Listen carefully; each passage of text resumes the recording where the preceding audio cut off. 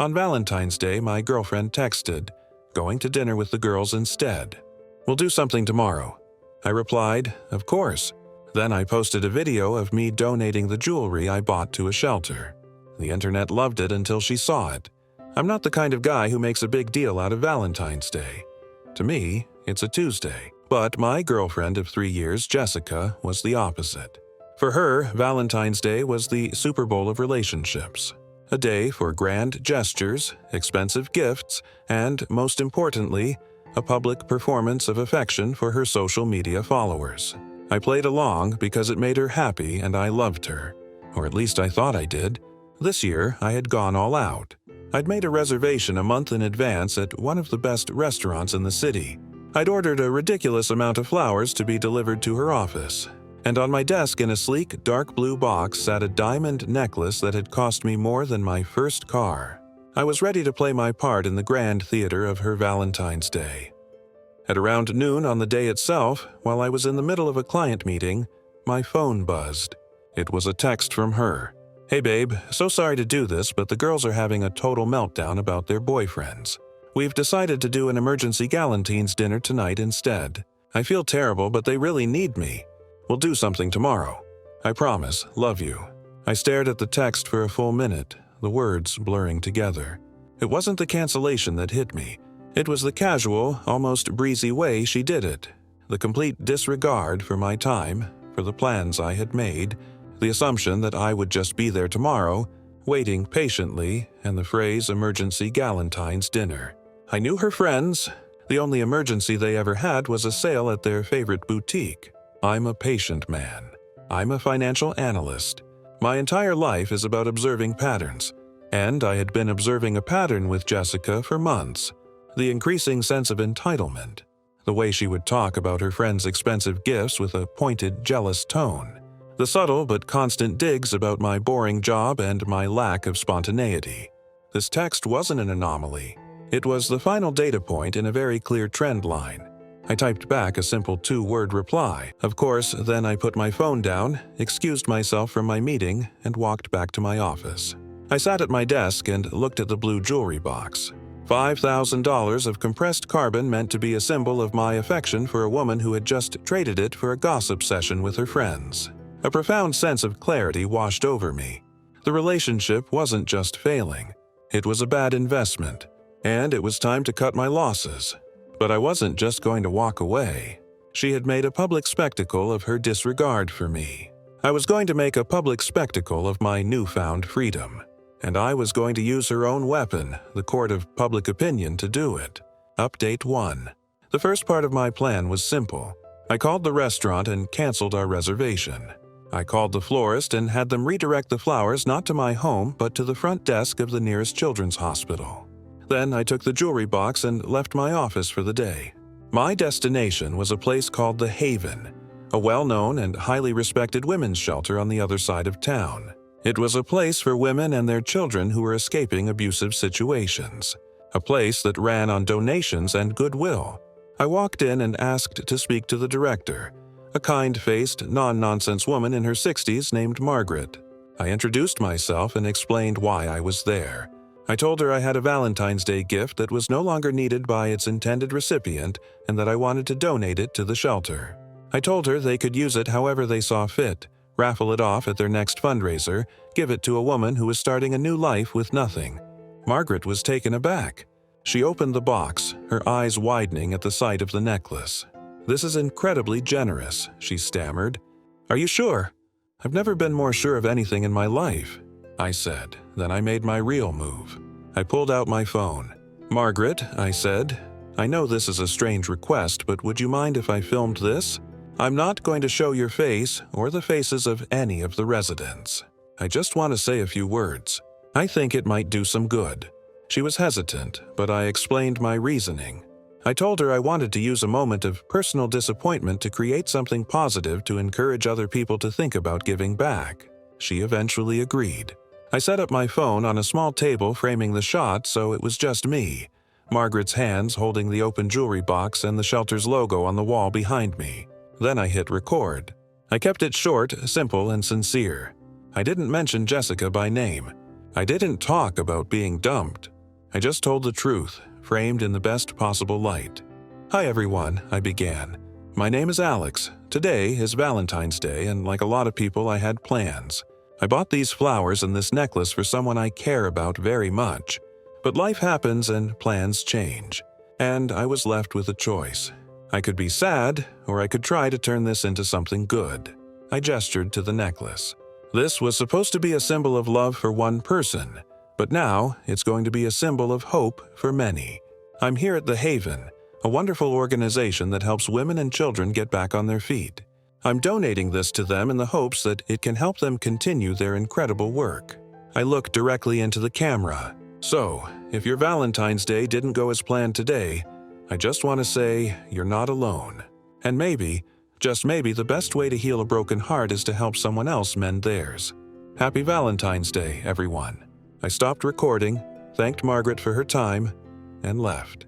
I drove home, edited the video slightly to add the shelter's website and donation link, and then I posted it, not on my personal page, but on a popular local news and events page on Facebook and on Twitter with a few relevant hashtags: Yichirgid Valentine's Day, Pay It Forward, and the name of our city.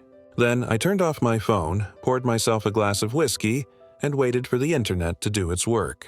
It didn't take long. By the time I woke up the next morning, the video had exploded. It had been shared thousands of times. The local news page had made it their top story. My face was everywhere. The comments were a tidal wave of positive reinforcement. "This is what a real man looks like. Someone's ex is crying in a corner right now. What a huge mistake she made. I just donated to The Haven in your name, Alex. Thank you for the inspiration." The story had a hero. Me, a villain, the anonymous heartless ex, and a good cause. It was perfect viral catnip. By mid-morning, my phone was ringing off the hook with calls from local news stations wanting to do a story on the Valentine's Day angel. I politely declined all of them, saying I didn't want the attention.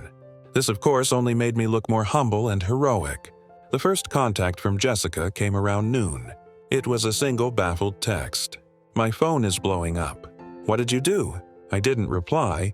An hour later, she called. I let it go to voicemail. The message she left was a masterpiece of cognitive dissonance. She was confused, angry, and utterly unable to process the fact that I had done something so significant without her permission. "Alex, what the hell is going on?"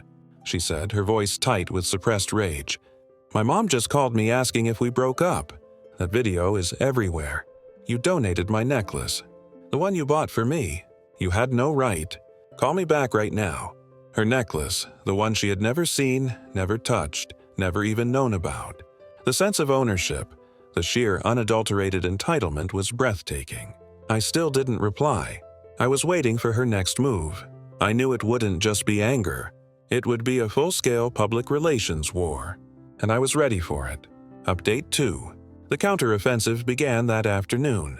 Jessica, unable to get to me directly, took to the one battlefield she thought she could win on social media.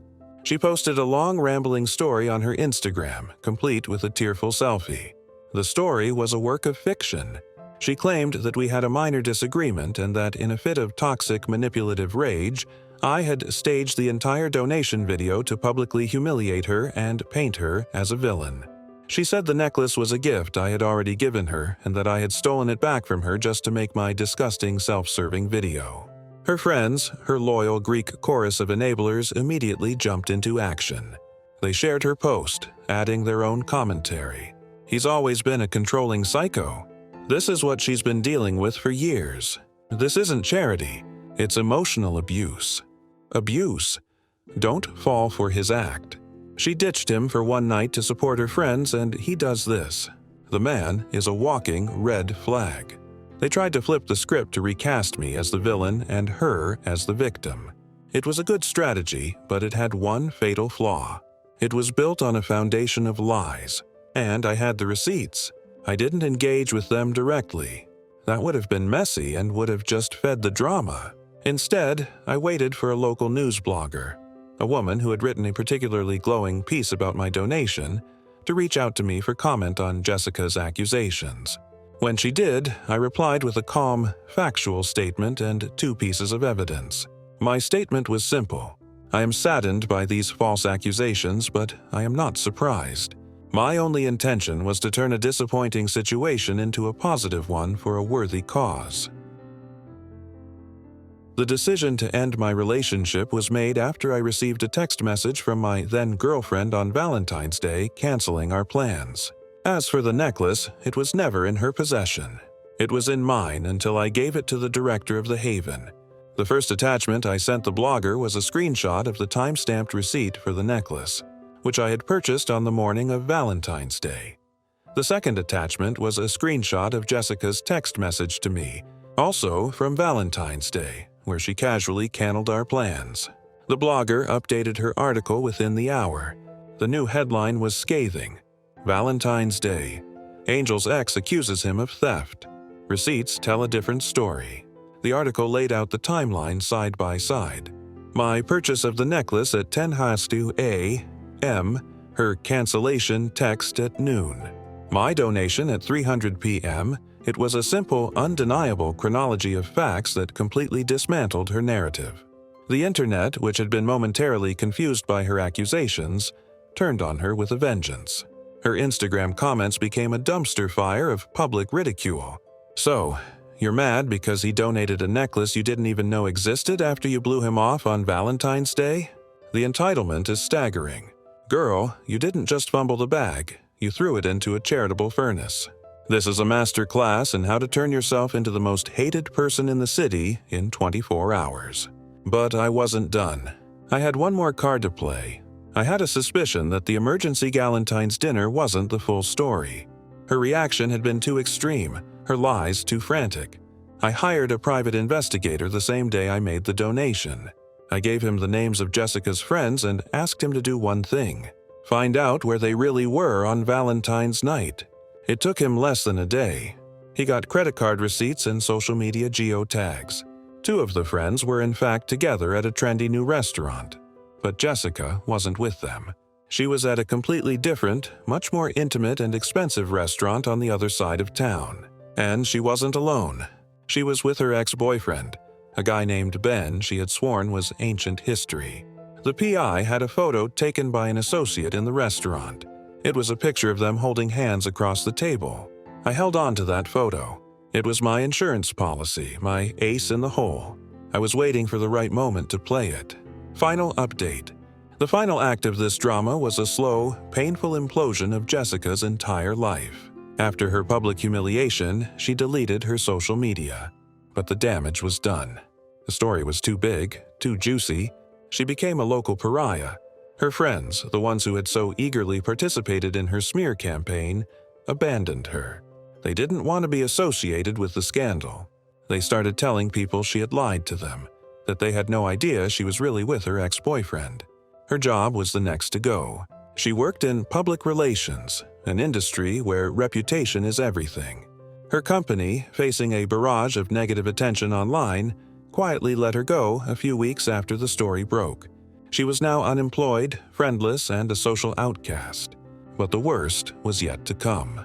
Her parents, who had initially been her staunchest defenders, were mortified. Their daughter had brought shame and ridicule upon their family name. The final straw I heard was when her father, a prominent local businessman, lost a major client because of the scandal.